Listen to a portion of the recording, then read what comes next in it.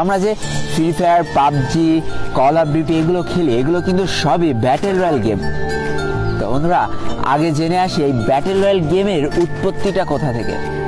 আসলে কোনো কিছু হুট করে আবিষ্কার করা যায় না, কোনো একটা কিছু থেকে ধারণা নিয়ে একটা নতুন জিনিসের জন্ম হয়।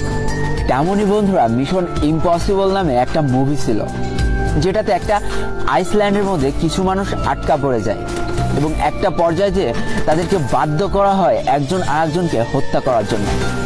এমন চলতে চলতে সর্বশেষ যে বেঁচে থাকে সেই হয়ে যায় জয়ী। এখান থেকে মূলত এই ব্যাটেল রয়্যাল গেমের জন্ম। এবার আসি আমাদের সকলের পছন্দের ফ্রি ফায়ার গেমটার কথায়। ফ্রি ফায়ার গেমটা কোনো একজন মানুষ সৃষ্টি করেনি, এটা একটা কোম্পানি তৈরি করেছিল, আর সেই কোম্পানিটার নাম হলো গেরিনা, যেটা 2009 সালে স্থাপিত হয়েছিল। তো এই কোম্পানির মালিক ছিল ফরেস্ট লি, এবং যেটা সিঙ্গাপুর থেকে পরিচালনা করা হচ্ছিল। 2017 সাল পর্যন্ত বেশ কয়েকটা পপুলার গেম কিন্তু তারা মার্কেটে নিয়ে আসে, কিন্তু ওইভাবে কোনো গেমই মানুষের মন জয় করতে পারে না। কিন্তু বন্ধুরা, প্রত্যেকটা জিনিসের লাইফে একটা টার্নিং পয়েন্ট থাকে। এই ফ্রি ফায়ার গেমটা ছিল গেরিনা কোম্পানির লাইফের একটা টার্নিং পয়েন্ট।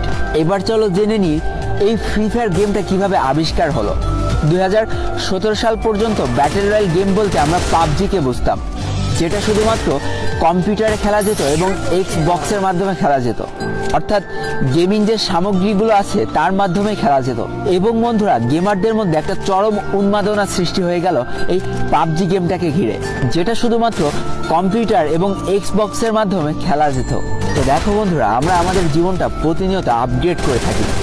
একটা সময় আমরা গেমিং বলতে খালি বুঝতাম কম্পিউটার এবং বিভিন্ন ভিডিও গেম সামগ্রী, কিন্তু যুগের সাথে তাল মিলিয়ে এই গেমারদের জীবনে আরও একটা নতুন সূচনা শুরু হলো, সেটা হচ্ছে মোবাইল গেমিং। আস্তে আস্তে মোবাইল গেমিংয়ের জনপ্রিয়তা পেতে শুরু করে। ঠিক এমন একটা পর্যায়ে এসে গেরিনা কোম্পানির মালিক ফরেস্ট লি, যে কিনা সিঙ্গাপুর থেকে বিলং করে, সে ভাবে যে কেমন হয় যদি মোবাইলে একটা ব্যাটেল রয়্যাল গেম চালু করা যায়। যেই কথা সেই কাজ। 2017 সাল থেকে শুরু হয় আমাদের এই ভালোবাসার গেমটা তৈরি করার কাজ। একটু একটু করে তৈরি করা হয় ফ্রি ফায়ার গেমটাকে। তো বন্ধুরা, তারা এমনভাবে গেমটা তৈরি করতে চেয়েছিল যেন প্রায় সব ফোনে এই গেমটা সাপোর্ট করে। তাই তো ভালো ফোন, খারাপ ফোন, সব ফোনে যাতে এই গেমটা খেলা যায় সেই চিন্তাকে মাথায় রেখে এই গেমটা তৈরি করার কাজ শুরু করে ফেলে। 2017 সালের মাঝামাঝি অবস্থানে এই গেমটার বেটা ভার্সন লঞ্চ করা হয়, অর্থাৎ কিছু মানুষের মধ্যে এই গেমটাকে সীমাবদ্ধ করে দেওয়া হয় এবং যারা খেলে এই গেমটার ভালো ও খারাপ দিকটা তুলে ধরে, যেটার পরে ভিত্তি করে এই গেমটার আরও নিখুঁত করে তৈরি করা